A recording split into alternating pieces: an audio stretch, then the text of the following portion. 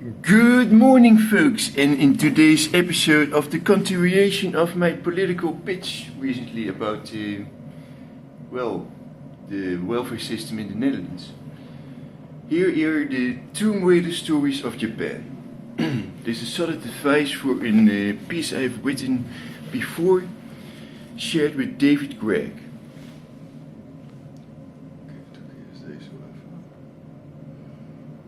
How the one sitting across one's table is oftentimes the most wicked. What does Michael think about the mentally ill? Are they more sensitive to subtleties around them?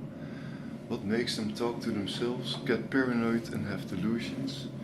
Do people suffer from multiple personality disorder, exhibit past life personalities? There are more causes for what your current culture would deem mental illness. Then we can effectively cite within the limitations of this session.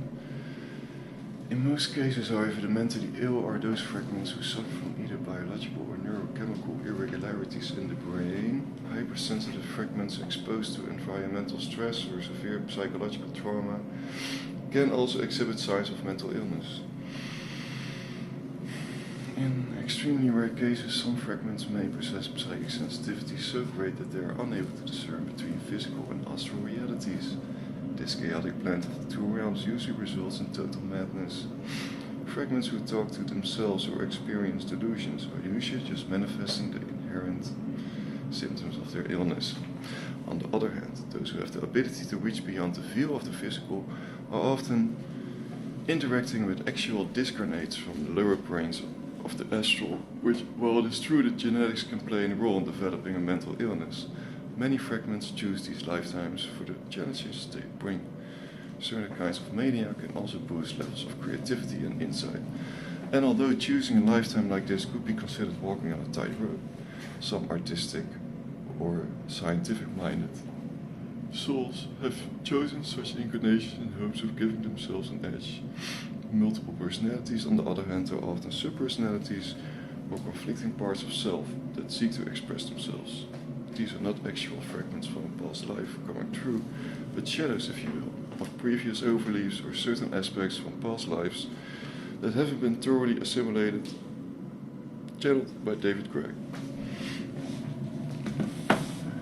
And then I have some short-handed insight for the improvisation of the Japanese welfare systems. Lack of personnel for proper screening, do more with less staff and time, choose for quality over quantity, 30 minutes to 1 hour conversation techniques or interview techniques, therefore you have a better outflow of patients reintegrating into society, to go to the root cause issue of someone's pain, hence why otherwise go to a hospital. Learn body language as an obligated course, for example. This can also earn more money for interlinked institutions. Open-ended questions, be patiently and to listen.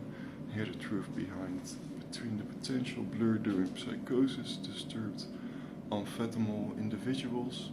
As example, my listening coach Petra. See LinkedIn. Hold a quick judgment and have a folklore book on deck.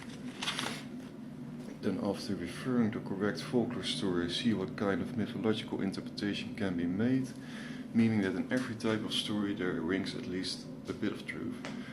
Zooming in on this during a conversation with a patient can help a patient, in my experience, within already 50 minutes for giving a useful insight to reduce paranoia, for example. Keep a Joseph Campbell monomyth book on deck. How to read myth to pinpoint someone's archetypal transformation, as example for the addicted lover to a potent pleaser or the destructive warrior, or what is it, the bully into a constructive warrior, instead of drugging and numb down forever. And then some recommendations.